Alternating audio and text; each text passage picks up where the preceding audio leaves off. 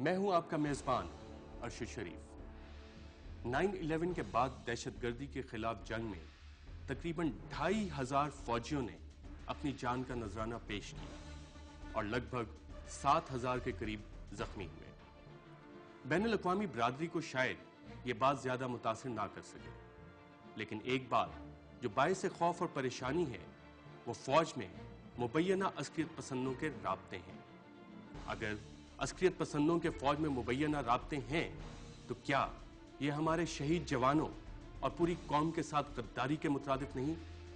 आज हम बात करेंगे इन्हीं मुबैना राब्तों पे और देखेंगे कि फौज ने ऐसे क्या इकदाम लिए हैं कि अस्करियत पसंदों के राब्ते फौज में ना हो। एक छोटे से वक्फे के बाद